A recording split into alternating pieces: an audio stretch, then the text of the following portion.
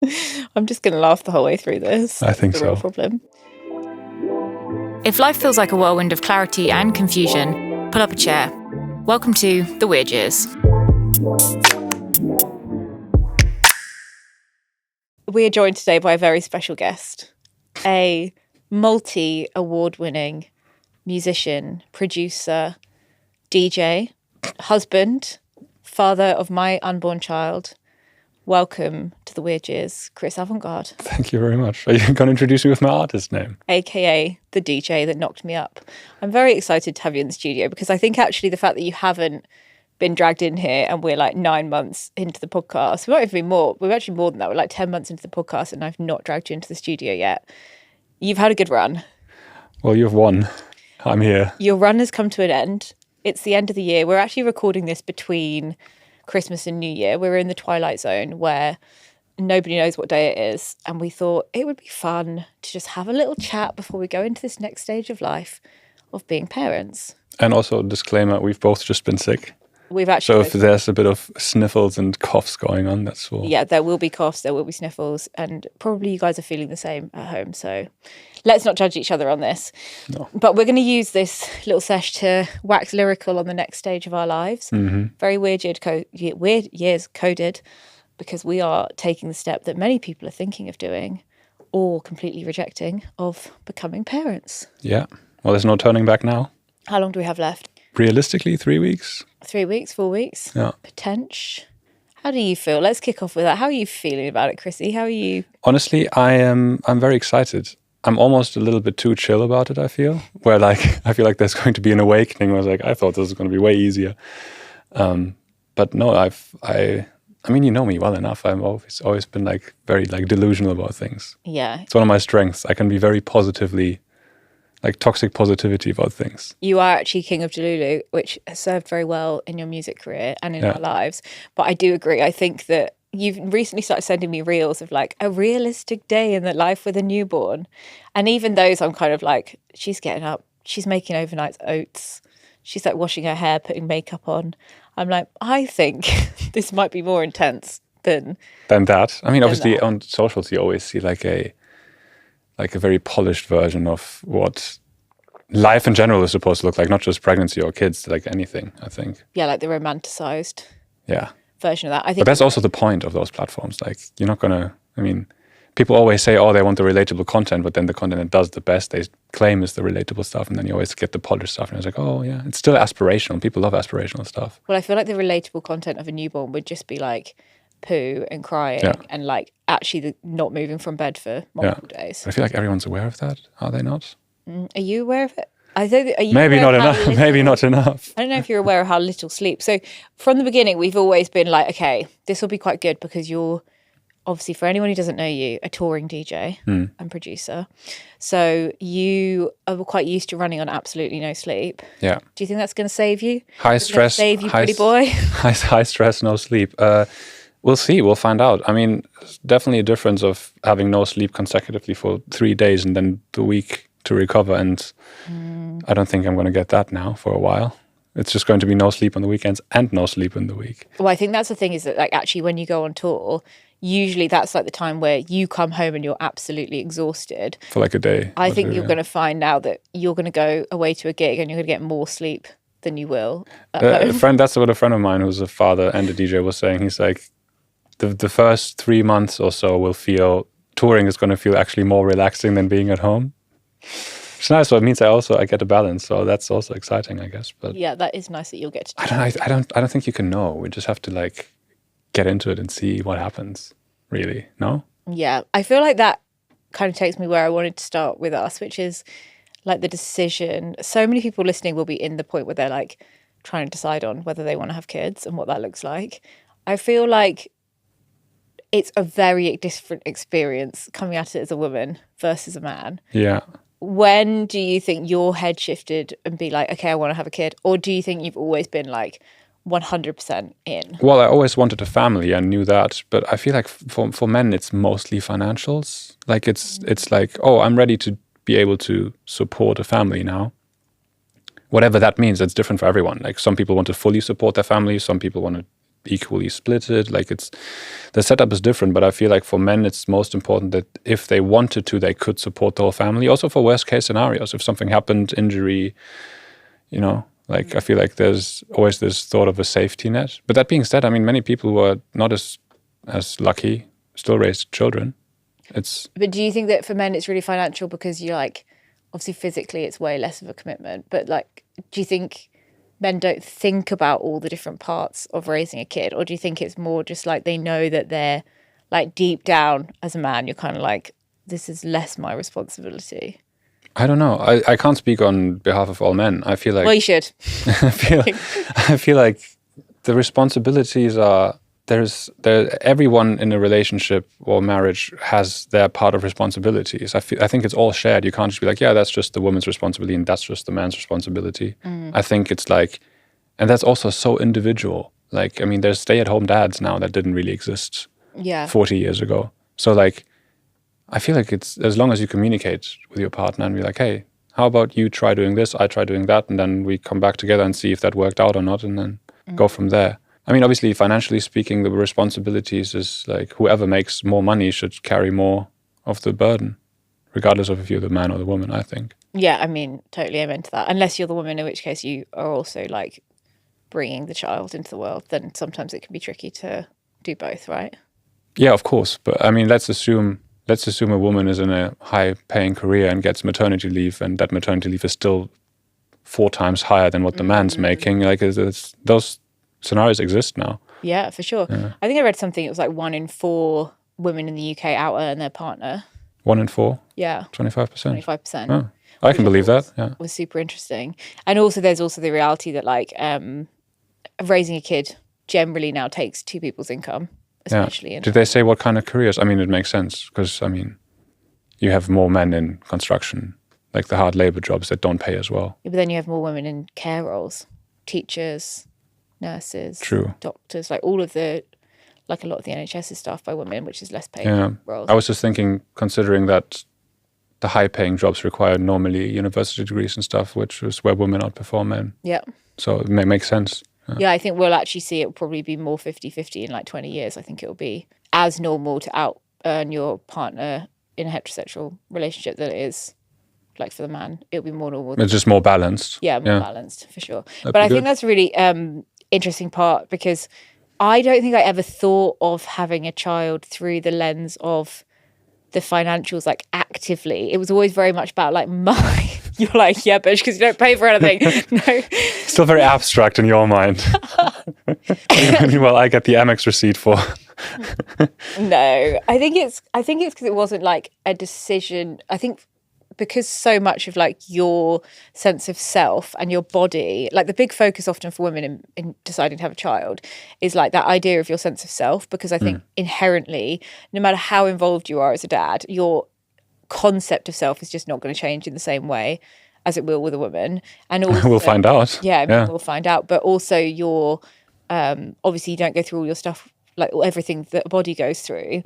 So I think that's where like it didn't really come into my mind as a key factor. However, when I was thinking about the idea of not having kids, finances was one of the biggest things because it was like, I always thought I think we talk about having children like in a vacuum of situation. Like people say, oh, do you want to have kids? It's like, well, if I have like a shit partner, no. Or like if I'm super broke, probably not. Like for me, those were the 2 things of I didn't want to have kids point blank enough that I would do it if we weren't both financially stable. Yeah. I feel like the whole if I was broke, no thing is bubble thinking though. I think that's like within our sort of like socioeconomic bubble. More on that. Well, because poor people on average have more children than rich people. So like that's a direct conundrum, isn't it? So yeah. Is that just blissfully unaware? It's like we'll make it work, and like this delusion I mentioned earlier, is that why? It's like, but also, I mean, children, they do also at the same time sort of like secure your future as a parent, in theory. When you get old and you need taken care of, like, no, who's going to take care of you if you don't have kids? Yeah, but then if you don't have kids because you haven't spent all your money on the kids, you can like hire help. That's the idea. But again, that's not hiring help at any stage in life is not the reality of most people. Yeah. But also sometimes people think like, oh, yeah, you have kids to look after you, and then you look around at families, and like a lot of the time, and people who end up in care homes, a lot of the time those people have kids, but they just don't. I mean, don't people put it still go away. to work and stuff, but the care home needs to be paid for. So that's normally what the kids do. Yeah, potentially. Well, I mean, yeah, who else is going to pay for it? Well, the person with their savings. I'd like to think they've saved up enough to pull your own weight, to be honest. Hopefully no care homes involved at all. Hopefully no care homes involved. That's true. My gran is... Healthy into the box. Would be How old great. is my gran? 93? No care home. 2-floor house in London. Still does the stairs. Going up and every down the day. stairs. Honestly, that woman will die one of two ways. She will fall down the stairs, or she loves to run across Holloway Road. She hasn't got time. She's a busy woman. She doesn't have time to go to the, I knew you said crosswalk. She doesn't have time to go to the lights. She just runs in the middle of the road. And we're always like, that's how you'll die, you'll get run over. But she's such like an old biddy that people stop for her, which is a lovely thing for her to be afforded. Do you think we would have had kids earlier if we'd both been more successful earlier? I think so, yeah. Yeah. I think so. I mean, obviously there's all the other factors, the right partner, trust, like a healthy relationship, obviously. I wouldn't have wanted kids with anyone that I wasn't like 100% sure with. Yeah. How do you think as a man you know you're 100% sure with your partner? Time, Yeah. I think. I feel like, I mean, there's many people, especially our age now, who have a new partner, and then because of the biological clock reason, they sort of, in my view, rush into having kids, but also they don't really have a choice, so I get it. Yeah. Right? So they're like, yeah, we've been together for 1 year and like now I'm pregnant. It's okay. Well, I guess it's also that when you're older, you kind of know what you want a bit quicker as well. Yes, of course. Well, Well, I don't know. you don't think? You don't think you know what you want more now than when you were No, 24? absolutely. But because I've not been in the situation of trying to find a partner in my 30s, so I can't really speak on it. The dating pool just gets smaller and smaller for everyone. The older you get, the options.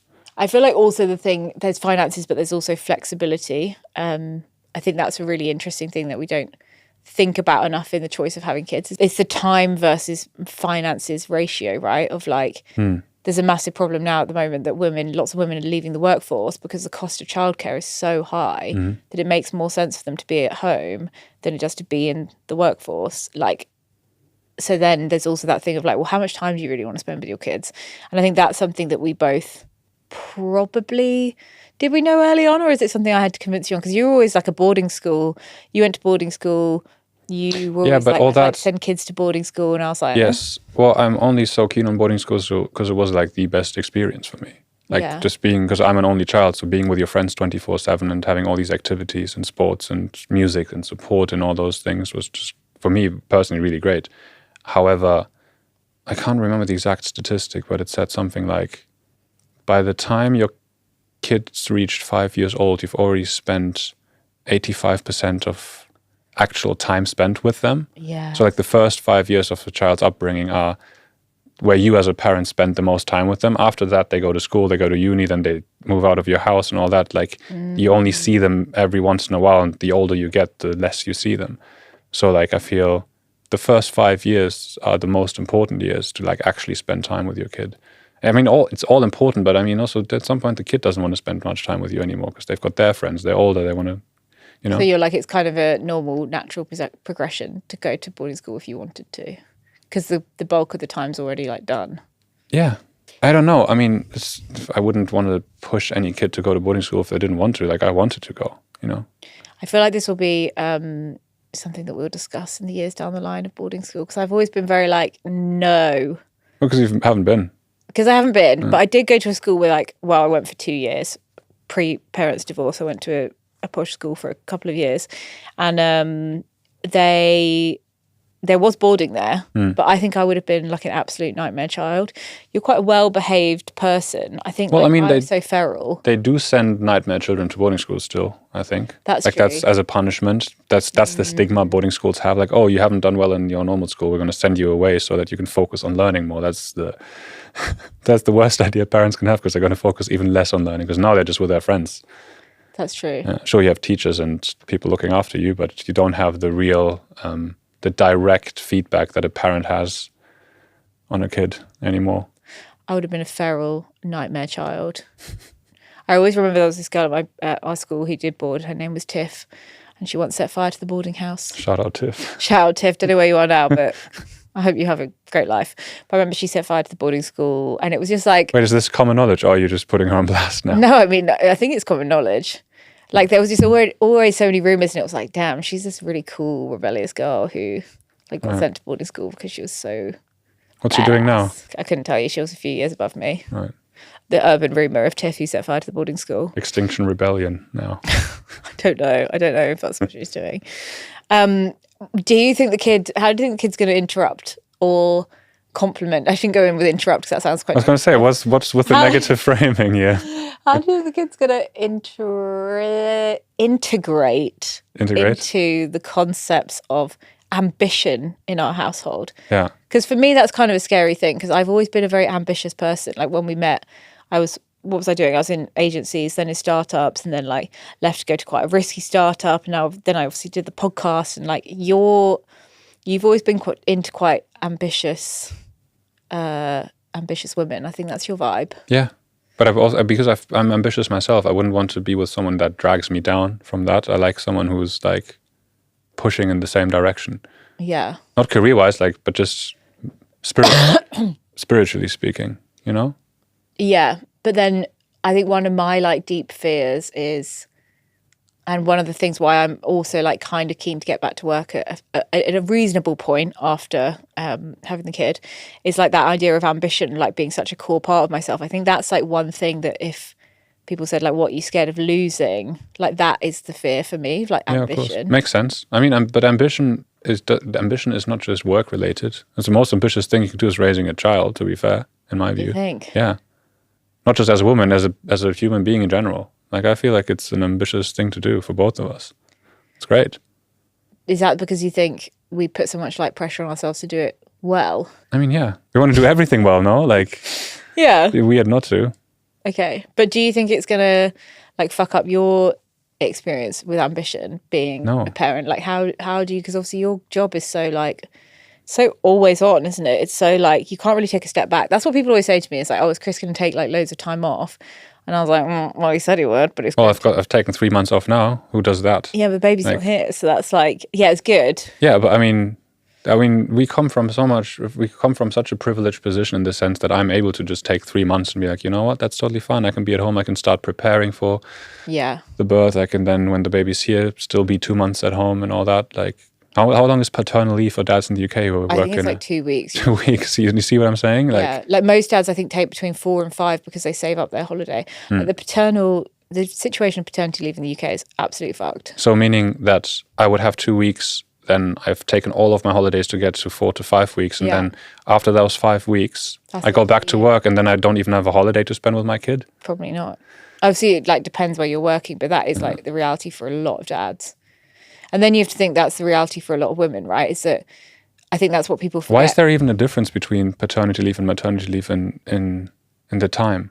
Well, because women have to give birth. Yeah, no, of course, but I feel like they should both be the same amount of time. Equally as long. If a woman gets so many months off, a man should get so many months off paid as well. Should they though? Because they're not like doing the birth and like growing the child, which is the hard by hard choice part, right? But you just said like if you wanted a husband or partner to be home more to raise a kid in the beginning, especially after we said like that the first 5 years are the most important, I feel like that's the time that counts. Yeah, I mean, I would be very pro personally, like men having way better paternity leave. Obviously, I'm sure there's like calculations of why they don't do this, but there's some mid-ground between women legally, we have to be given a year. Like it's not full pay, but your job has to be held for a year and you have to be allowed to leave work for a whole year and they hold your position. For most people, I think it's like full pay for 2 or 3 months and then like a little bit of pay and then none towards the end. Like I think that option should be there for dads in the sense of, and as you said before, like, because what if the mum earns way more money? Yeah. She wants to go back to work, but it doesn't really make sense. Or she just like, not even financially, she wants to just get back into her career, but it doesn't really financially make sense then. If the dad doesn't get paternity leave and the mum out earns the dad and would want to go back to work but can't because the dad doesn't earn enough and doesn't get paternity leave, then like it's an unbalanced situation. Yeah, that's so true. Yeah, I feel like there's a lot to be done in that space. So you don't feel any worry of like, okay, you get to take some time off. You don't feel like you're going to just be stressed as hell and like find Of course. time when you're balancing. I mean, of touring course, and a kid. I'm very aware of the realities of this, I think. Yeah. But I'm excited at the same time. It's not something that I'm like, I don't think I would have gotten or gone into this if I was like super worried about it. I'm just trying to understand your intentions. I'm joking. After 10 years of I'm having relationship. second thoughts about this, and I want to understand your intentions. That's why you brought me on here. This is actually going to be a grill down. All the girls are going to come in and ask you questions. No, Nice. I think we're lucky in the sense of time, and also I guess one of the good things about thinking about flexibility of work is that you can take these 3 months off, but your summer will be like packed, right? It'll be more packed, but at the same time, I mean, during most of the year, let's just consider touring. I'm gone from. Well, tell people what touring even looks like. 'Cause most people like don't know what a schedule. Like let's just say a normal month where I'm just in Europe, it would just be I'm gone from Friday to Sunday. So I would leave on a Friday afternoon or morning, depending on where I'm flying, then be gone Saturday, Sunday, and on Sunday I fly back. So I'm back Sunday night. When I go to the US, I would go for now like a max of 10 days. So that would Before be you'd go for like 3 weeks, wouldn't you? Like yeah. 4 weeks. Before like I would go for like 3 weeks or maybe a month, because it would make most sense. Yeah, and then during the week I'm home, like Monday to Friday, I'm home, working from home as well. So I feel like again that's like such a unique position that you can't really compare with the majority of people who go to an office or a job. You're sometimes oh god, so much gas in my body. Sometimes you're quite comatose at home because obviously you've been traveling Yeah. for like days and days. Yeah, that'll get some getting used to for sure. Yeah. I mean, but also I'm comatose because I'm taking that time for myself. I'm like, you know what? I don't have anything on today. It's a Monday morning. I'm just going to sleep in and then I'm going to just chill all day because I've been working all weekend and then Tuesday the week begins again, you know? Yeah, say goodbye It's to that. exactly like that's just something that's probably most likely not going to be possible anymore. And that's fine. How do you think our relationship dynamic has changed so far? Has changed so far? Yeah, I don't think much at all. Do you not think? No. It probably will 9 change months. once a third person is involved in in the daily life of a household, but do you think? I think I've seen like quite a lot. You're always a very caring person. You're very like empathetic and considerate, I would say, by nature. But I do think in pregnancy, almost like more so of that. I think it's interesting because Do you know that there's a hormonal reason for that? yeah, tell us about Yeah, that. so there is apparently the hormones that are being built in your body while you're pregnant, they affect my hormones, like your pheromones. Like my body apparently can smell that we're having a child together, and therefore I'm releasing less testosterone, meaning that like my base level of like aggression and is suppressed for the time. I think it stems back to, so you basically become more nurturing, more caring as a father during that time. I think it literally stems back to like caveman times where, So you don't like kill your own kid. yeah, well, dads would just be like so full pumped of testosterone, like Yeah. come back from, I don't know, logging or, you know what, whatever they did as Neanderthals, I don't know, throwing rocks and killing bears, I don't know. Fighting That they, the tribes. yeah, fighting other tribes that they wouldn't kill their own child in a rage. Yeah. Yeah, and I think I feel that in like a weird way of like you're more protective now. You've always been quite protective, but you're not like, you're more like I don't know, like conscious of like, don't lift that thing, don't do this. Yeah, but that's also because you are very stubborn and you just keep doing everything. Excuse me? You keep doing everything where I'm just like, maybe I should do this right now. That's You hate being like babied. So I do hate being yeah. babied. So when I try to just be actually nice and supportive, like I feel like sometimes you feel like I'm babying. I was like, no, this weighs like 15 kilos. You should not be lifting that right now. Yeah. You know? That's on hyper independence, baby. Yeah. Which is nice in every other scenario except for this one. Yeah, which kind of comes back to what I was saying before, though, which is why I think there's one of my fears, like in the relationship dynamic of being pregnant, is that you would start to see me as this like kind of soft, like feeble creature that needs taking care of. Whereas I'm like, I still want to be like hot wife. Of course you I are. still want to be like hot, spicy wife. And I think that was one of my worries in this whole thing is like. But it's nice to be taken care of as well, is it not? Yeah, it is. Like there's nothing wrong with that. I think in my head, I like struggle to hold that do you think duality of it. Do you think that stems back to like you know that I'm into ambitious women and then Yeah, if yeah. you're just not as ambitious and not like powerful in that sense. Yeah, I think so. Yeah, that makes sense. I've never thought of it that way, like genuinely at all. Yeah, I think that's what kind of plays in my head. It's like hard to be the one being protected in a state of, you know, pregnancy and then like having small kids, but then it's also hard to be that same like kind of powerful, spicy, like what we're going to do next vibe. Yeah, that's hard to hold. I think if you've made, like as a man, if you've made the decision to have a child with a woman and are married to her and all that, I feel like you can take a few months or years of a change in behavior of like from a very ambitious or whatever you're into to a more needing to be taken care of vibe. I feel like that's like a different season. Yeah. Era, season, whatever you want to call it, I feel like that's part of life. I feel like also personally, I quite enjoy the differences. Like not always mummies. Not always same. Yeah, I'm entering my MILF era. You're like so much in your MILF era, which I always knew was a part of you, but like that's actually a really lovely thing that I feel very secure in our relationship, is that you've never been one of these people who just loves these like infantilized young. No, I've always been into older women actually. You've always been into older women, and you do. I've never had a younger girlfriend either. Yeah. I'm funny. only 2 months older than you, so it still counts. Yeah, it still counts. But like that's actually a really weirdly reassuring thing in going into having a kid, because I think there's so many conversations of like, I'm fully aware that I'm going to look old as fuck compared to my friends because I don't do Botox currently. I'm never going to say never, but I don't.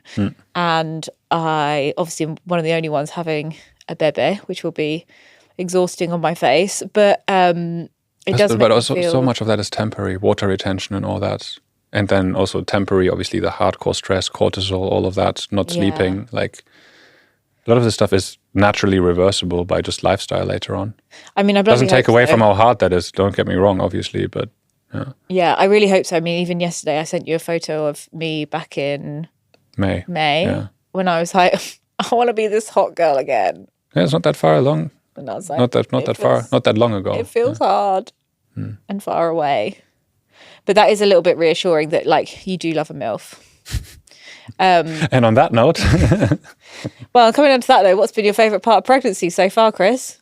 Honestly, this is the most man thing ever, but all the tech and all the things we needed to sort and all the stuff we needed to get into. You've really excelled in that. Yeah. But I love a good research session of, like, trying to find the best of the best stuff and, like, trying to see what... Not just like not the most expensive stuff, but like, okay, what makes the most sense in this scenario? Like, how can we optimize? Yeah, that's the German optimization in me is coming up. Yes. You know, like I'm very into all that. But car seats, buggies, bottle washers, the infamous bottle washer. There's been an argument not an argument. There's been an ongoing tension in the household around the bottle washer. Yes. Because Chris got the best of the best bottle washer. In that situation, you did get the best of the best bottle washer. Is it? Yeah. Yeah, I think so. And in my head, I'm sometimes a little bit too relaxed. I'm not mentioning the product name because you're not sponsored by it. Not sponsored unless they want to sponsor me, in which case, roll on in. If suddenly this is bleeped over with like, bleep, I can't remember who it's by. Yeah, I think that's where sometimes I'm like less stuff. Yeah, of course. I mean, I don't want to have more stuff. I just want if we have to get stuff that benefits that part of our life or that then I would rather buy something once and not have 4 different machines or things that break all the time. And then it's like I can be a little bit tight on those. Because you can buy anything from Temu and then be like, yeah, this works for 17 minutes exactly, and after that it's done. So that's been fun for you. That's been fun. I enjoy all of that. But obviously, I mean, just even also just mentally getting ready to like to raise another human. It's pretty much. I don't think there's anything bigger in life that you can do, really. Than raising a kid. Yeah. I do think it puts such a perspective on all the other things I've done in life so far, where I'm like, yeah, I always thought this was the biggest thing I want to achieve, or this is the biggest thing I want to achieve, and then doing this now, I'm just like, yeah, this is a whole other level, because you can walk away from all the rest. You can't just walk away from a kid. Well, I'm glad we've got that recorded on. If we ever get divorced, I'm going to use that in the proceedings. I'm going to be like, I need a bigger allowance. Feel free to. We're not ever going to get divorced. But yeah, I think that's true. It's like there's actually a lot of responsibility when. Once it happened, like once I was pregnant, then we were like, oh, yeah, shit, there is actually loads of, like now you have to consciously think about how you want to raise a child, like what values you want to instill in them, how you want them to grow up no in values. Just an absolute rebel, Yeah. a carnage child. Is there anything that you're like, I would love this trait of mine to come through? Of yours? No, of yours. You go for you first. Oh, it's so tough because a lot of these traits that I have now, I feel like have developed over the last like 10 years, like even like Since you met me. yeah, for sure. I mean, the partner you choose has a massive influence on all of that. True. So, I don't know. I would want her to be ambitious for sure, Yeah. but ambitious does not mean I don't want her to be. I wouldn't need her to be financially successful. Ambition can mean anything, you know. Ambition can mean very ambitious to care for other people, or very ambitious to pursue a dream that isn't necessarily financially very rewarding, but just pursuant of something that feels a little bigger than yourself. I think is something that I would like to instill. Purposey. Purpose, absolutely. Yeah. Purpose is what drives humans, you know. If you're very aimless, and if you're walking through life very aimlessly, I feel like it's a very sad existence, you know. That's like the biggest thing actually that I've seen in like the 10 years we've been together is that when I say we were ambitious when we met, actually I probably wasn't like I knew what I wanted to do, but I wasn't like hardworking. And I think that's the biggest trait that I've learned from you is like actual ambition and dedication, and like that you have to, things don't fall into your lap. You have to. No, they don't. And also, I mean, you must not forget that for many people, ambition is just the career ladder, right? It's a very linear path of things and steps that you already know you have to do to get to a certain point. If you do work for yourself, or you try to make it in a creative industry, or you try to build your own business or anything like that, there's no path. There's nothing that's where someone tells you this is the career ladder, and in order to do this, you have to stay in that role for that long, and then you might get a raise, and if not, you have to wait for the next review. Like that doesn't exist. It might happen for some people very quickly, then it might go down again very quickly, then it comes back up. It's a real roller coaster, which I feel like is a lot more representative of a fulfilling life. Like I would, even if I was very successful in another career and it was just very linear, I think I'd get bored. I don't know. Like it's... Yeah, that's such a good point. I think like thinking of what I'd like us to instill in her, there's like 3 things you just said that really stand out to me, which one about like resilience to a degree of like, you're very good at that. What did I say earlier? It's like, it doesn't matter if you take 1 step back, if you take 3 steps forward, you know, like dealing with... Which we were talking about when it comes to clearing out boxes in our house. Yes. That was your rationale. I love a pep talk for mundane things. No, but I feel like, building resilience and not being afraid of failure is very important. Like trying and failure is good. Like I think that's a value like any child should be able to deal with failure, and to deal with failure healthily, and see it as a positive, not in a toxic positivity way, like, oh, everything is always great. Of course not, but like trying something never hurts, you know, unless it's drugs.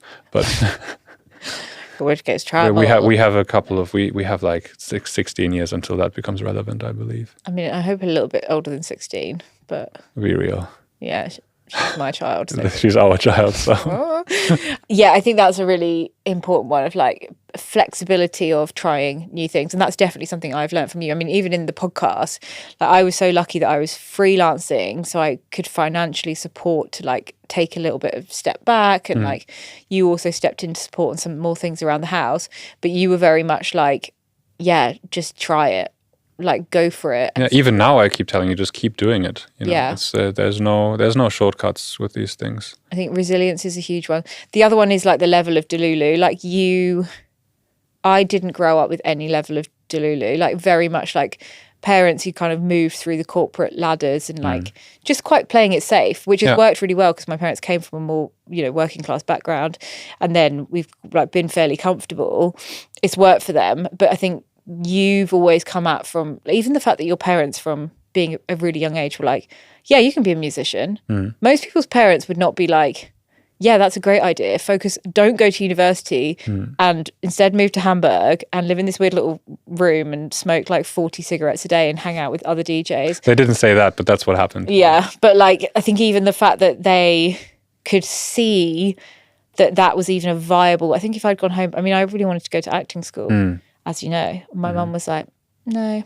I don't think she even remembers this. I filled out all the form for, it wasn't Italia Conti, it was like one of those. Yeah. And they were like, those things are hobbies. Yeah, because for most, I mean, I think there's a fine line between delusion and realism, where obviously trying to make it in a career such as this one, there's just empirical evidence that 99% of the time it doesn't work out, right, for people. Like that's like the, but then again, it's an ambition thing, because 99% of people also will not become the CEO of Morgan Chase. You know what I'm saying? Like in any career path, you will have the super top 1% or 0.1% of people. That's kind of an interesting thought. Do you think more people think that route's more realistic because it's like structured and you know the steps to get there? Yeah, I think that's a delusion itself. I think it's just as hard to become. Thought about that. I think it's just as hard to become the CEO of Morgan Chase as it is to become David Guetta.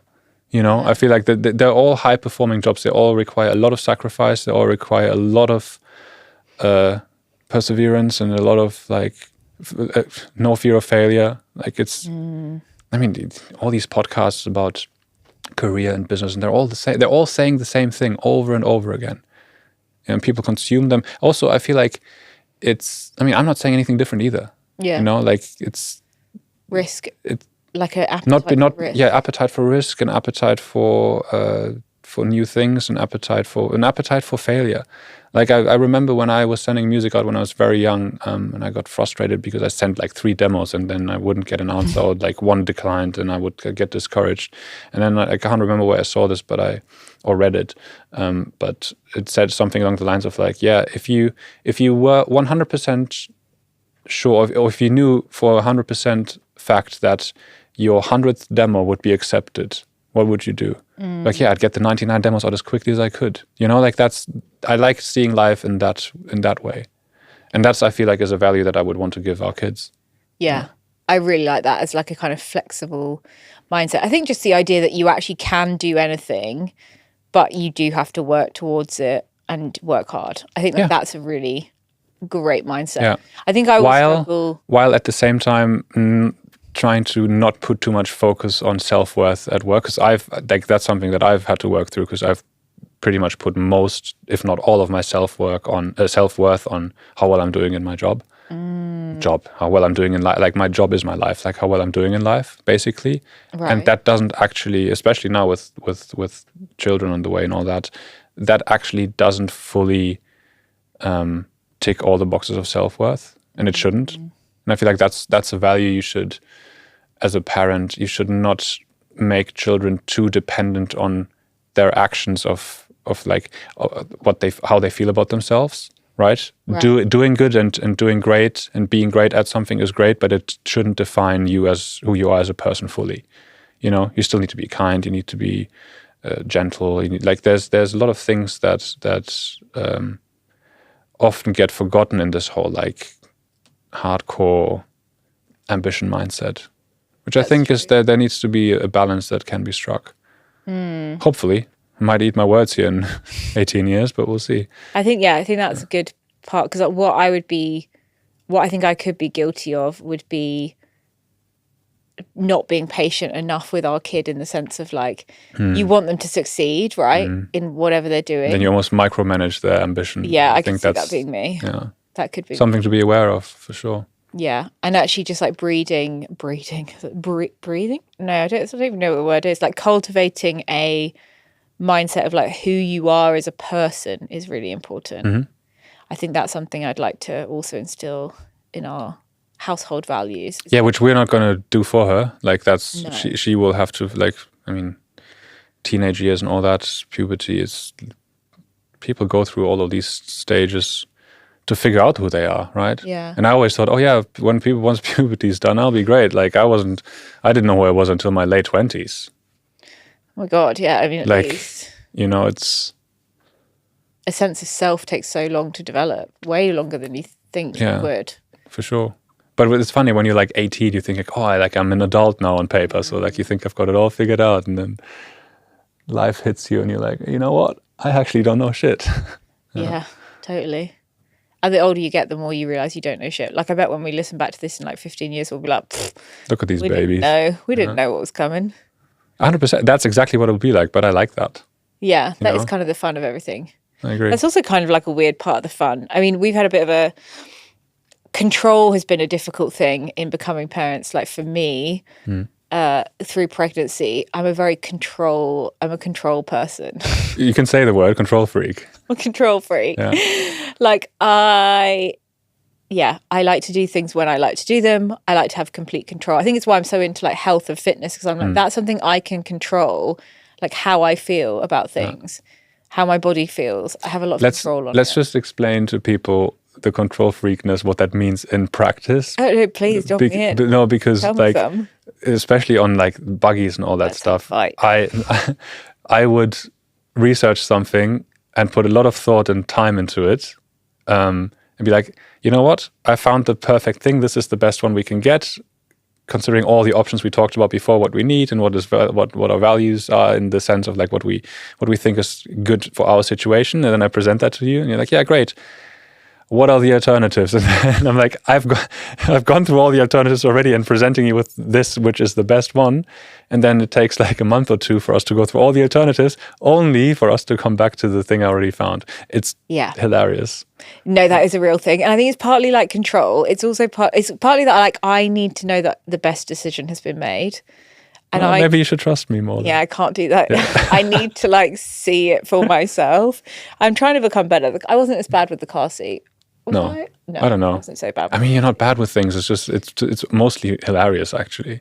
Yeah. You know, if this was something that like I was genuinely worried about, I mean, I'd tell you. But it's like it's more funny, to be fair. In this like with the mundane stuff. Yeah, I think there has to be a relinquishing of control from my side, even physically. Right? It's like the first trimester where I just felt so sick all the time. That was like a real having to give over and be like, there's like, I cannot, for the first time in my life, I cannot battle through this feeling. I can't just push. You can't push through. You have to actually rest. I was like, I actually need to rest. And well, same now, third trimester. Like, yeah, third trimester as well. And even like with the birth, like, you know, we've had a little update for people is that like things, it's funny, I always thought I would never want to give birth. I was always like, that looks like the fucking worst thing I could ever imagine. And then the closer it's got, the more I'm like, I'm kind of hyped for this. Like, this feels like something I could do. You want the experience, like the spiritual part of it. Yeah, I want the like spiritual, it's going to sound so hippie, but I'm like, they say even your brain like produces basically DMT, which is like the chemical when you die. I'm going to go into my Joe Rogan segment, just talking about DMT fairies and stuff. But like, it's basically the drug that like floods your brain when you die. And one of the few times that it also happens is during childbirth. And people are like, if you can get into this state where you're like, you know, I love a meditation. I like thinking about our connection. People are going to roast you for this. If you post this as a clip, they're going to be like, oh my God, she has no idea. I know, I literally said this to my sister-in-law. I was like, I just really want the experience. She was like, well, I didn't really enjoy the experience. Like, she was like, it wasn't a great experience giving birth. And lots of people say that, like, yeah, it's fucking awful. But the weird thing, I've been like training for this. I've been working out in the gym. I've been doing my like hypnobirthing stuff. And now we found out that she's potentially in the wrong position. That if she doesn't move, then that's not an option. Like, it has to be a cesarean, right? Yeah. And that's been an interesting... And I've got to prepare for a whole other alternative, mentally, physically. Yeah, physically different, mentally different, spiritually very different. And like, that has, I think, not sunk in yet. Because it's not 100%, but it's quite a likely outcome. It's not sunken in yet, but it's also like a real relinquish of control. And everyone says to you like, oh, you know, you have a birth plan and then just throw it out the window because you never know what will happen. But I think to not have the potential opportunity to try for like a natural birth, that's been like a real test on me on like, can I just adapt my mindset? Well, there will be a lot of things with a kid that you cannot control. Yeah. And that's okay. Yeah. I really like, I will need your balancing energy the whole way through that. I'll do my best. What do you have from me that you want to see as a trait in our child, apart from Obviously, my Well, the witty banter. the kindness and how you care for people, Oh, not just for me or for your friends, but people in general. I feel like that's one of your actually nicest traits. that's cute. Yeah. Not just humans, animals, everything. Yeah. I feel like that is something that I feel like many people, if it happens to them, take for granted, and then they don't really notice that not many people are actually that kind. So I think being kind is one of the big values. We've ticked off the ambition, and we don't need to mention that twice. Yeah. I agree. I think being kind is like... Your sense for exploring and trying new things, 100%. It's going to be so weird. Like, that's what I'm really excited about, because obviously at the beginning they're like a potato and they don't like know what's going on. They haven't got... Everyone says that once they get to like 1 or so, they start developing like a little personality, and like you'll actually see... People say they see traits which are so like the dad or the mum, or... You know, Also totally different. Like it's they're their own human. all totally different. Yeah. Like even with my brother and his wife, like she always says, oh, he does these little like mannerisms that look like your dad, as in my dad. So my nephew's granddad. Granddad, yeah. I am apparently a lot like my so granddad. funny. Yeah, in many ways.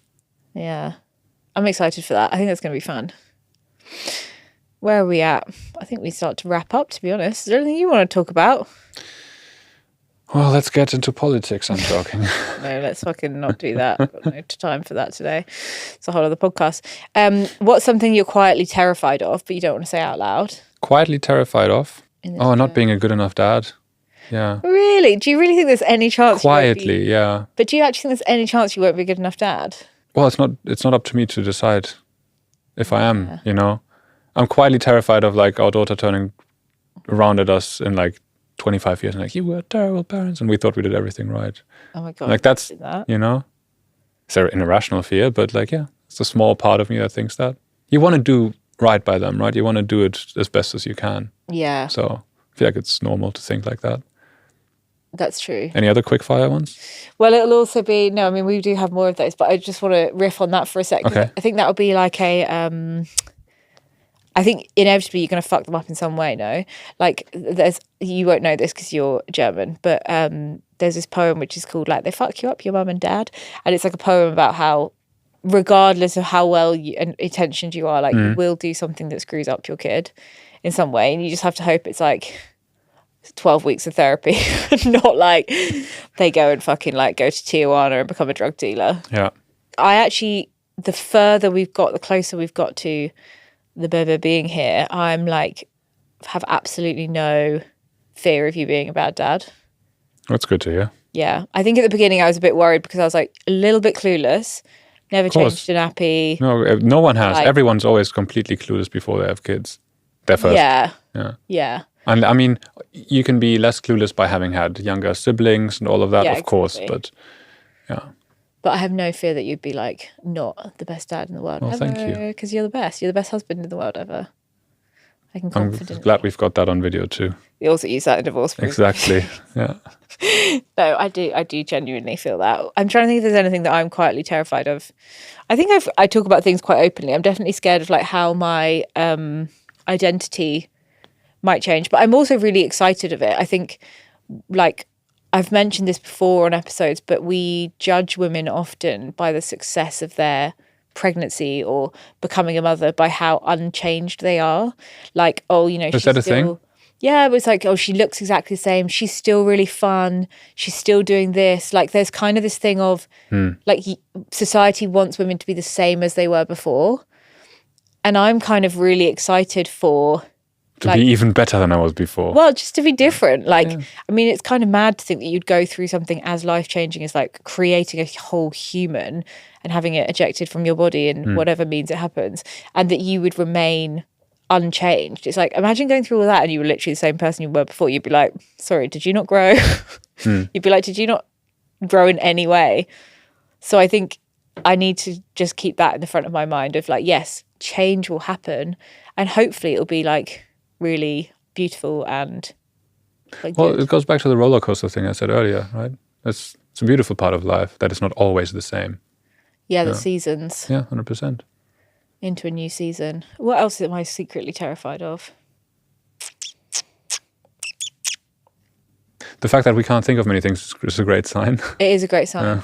I think I will get like irrational fears, because when you're away, I get irrational fears of like that you're, touch wood, and this doesn't happen, but things like that you're going to die in a plane crash, or like someone's going to come into the club and shoot it all up. I think that's where like, as soon as she's here, that will be like a new level of fear that I start having, is I'll be like, oh, I just want to make sure she's safe all the time. Of course.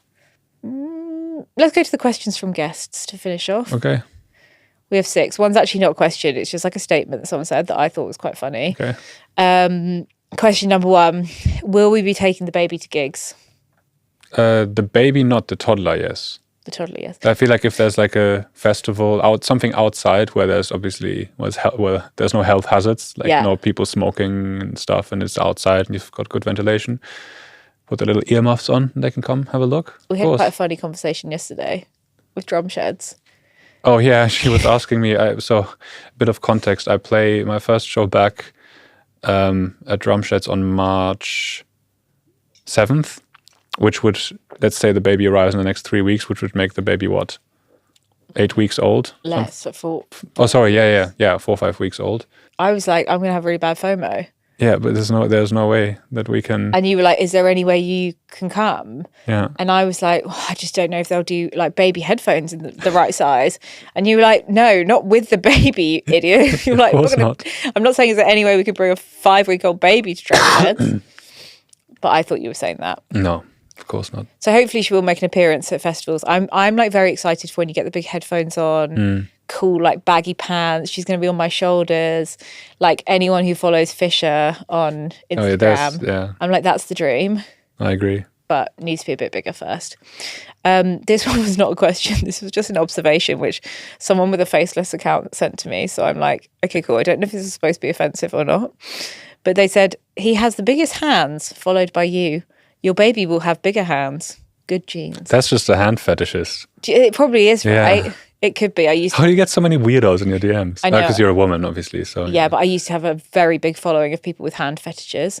Never monetized on it. Never mind. Oh, I tried. I told you I tried to open. Oh yeah, shit. Do you remember that stage where I tried to open like a hands hilarious. OnlyFans? OnlyFans didn't even exist then. It was like a hands. Maybe it wasn't OnlyFans. It was like something like that. Patreon or something. I really wanted to set up like an Instagram. Well, I did set up an Instagram and I started posting like hand things. They weren't sexual in any way. No, not sexual whatsoever. Was this during COVID or before even? I can't remember. I don't know. I remember I took some of the videos in COVID in Mallorca at your parents, and I was like putting my hands through the water or like painting my nails. So and the funny. Instagram, straight away I got really weird messages and I was like, oh, I hate this. Yeah, of course, because you're going to attract the weirdos by doing the weirdo stuff, of course. And then I tried to set up like a fetishy hand account on some website, because I was like, Lily Allen was selling her feet and making shitloads of money, and I was like, well, no one's buying my feet because they're really weird. My hand's pretty weird as well, but I was like, but then they wanted me to verify with my real face.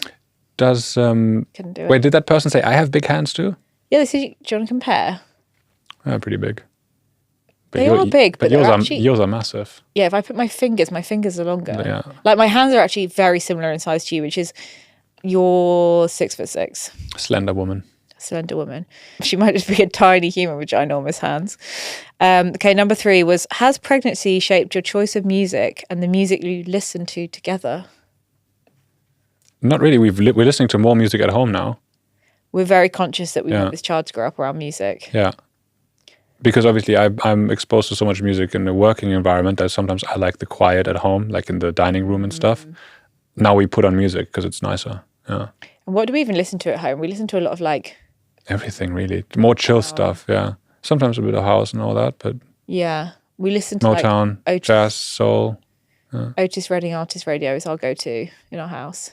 It was in the old flat, actually. Yeah, and what's the new one we've got into those that Shasha sent us the playlists of? Oh, the Parallel playlist. Playlist. They're quite good. Which kind of like, what were they? Like funky? They're like they've got different genres. They've got a hip-hop one, yeah. Yeah, I don't think it's changed our choice of music. The only thing I've started doing as well, though, is listening to music. I got a speaker for... your bathroom, huh? Yeah, you got given a speaker as like a PR present. We'd never used it. John Summit sent that to me. John Summit. Yeah. Shout out to John Summit. Thank you very much. For that. And we'd never used it. And then I was like, I'm just going to stick it in the bathroom. And now she's already grown up on a lot of Lily Allen, West End Girl. Perfect. So she'll be a man hater before she's... We'll have to undo all of this. I've also started making a playlist of like badass, powerful girl songs. Nice.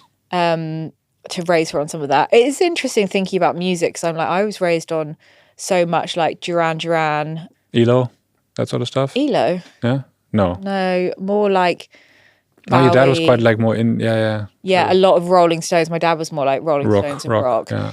My dad was more like psych rock and synthy music. But I really want her to get a mute. So I've been thinking like, what's the music education? Because also when obviously we grew up in the 90s, you had 4 CDs in your car. So like I can sing you all the words to Echo Beach. I can sing you like any like good 80s what I think we should do, we should pick a few things that we keep on a rotation, because it builds memory and all that stuff. Otherwise it's just, if it's always something different, it's like it's the same as like the scrolling. You've got the mental overload of just too many options. 100%. And I've been thinking like what albums, like Arctic Monkeys, AM. I'm like, she needs to know that inside out. This is just like audiobooks for kids called Benjamin Blümchen, which is like a German. Benjamin Blümchen is Benjamin is an elephant. Long story short, I have them on cassette at home. I don't know if they would still work. They probably would. Yeah.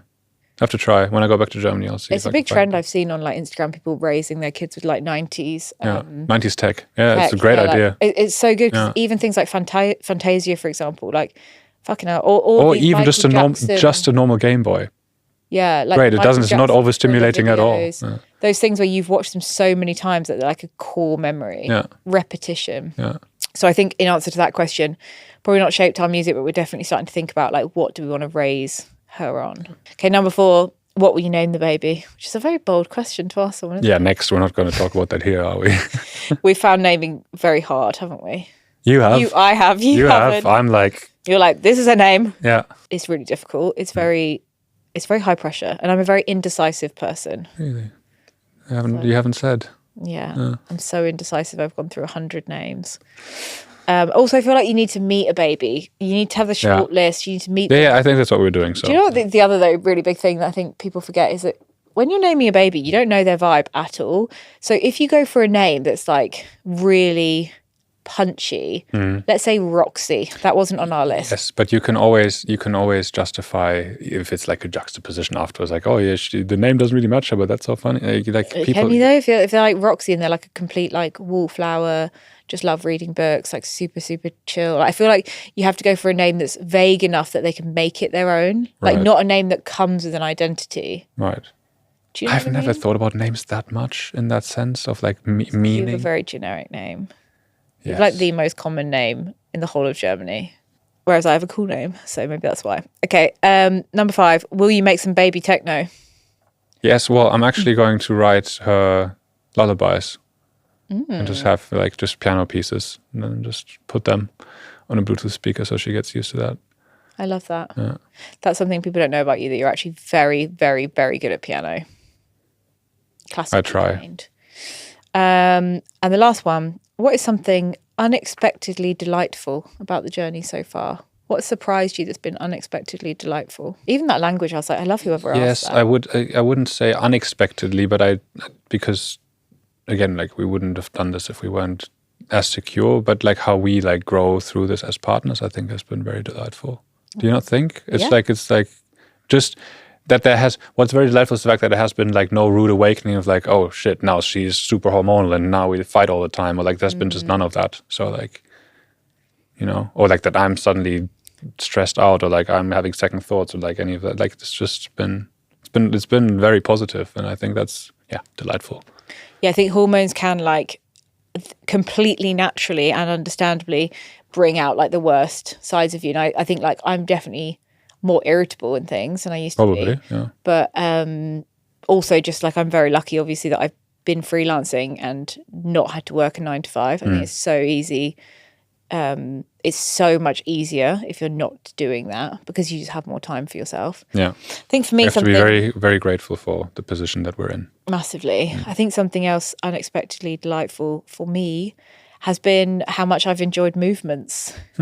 Like how much the baby moves, I love.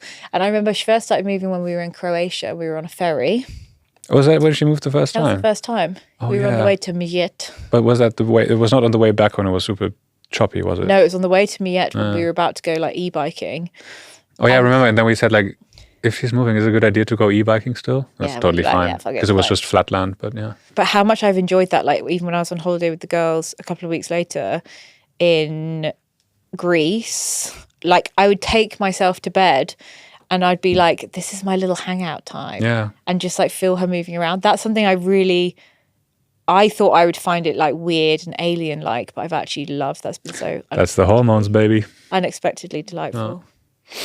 Well, how was that being on the Weird Years? Have you enjoyed it? Yeah, very nice. I would actually do this again. Would you? Yeah. Okay, that's good because I... so if you ever run out of guests... always running out of guests, so I'll get you back in. Get me back on. Thank you for being here, my normal.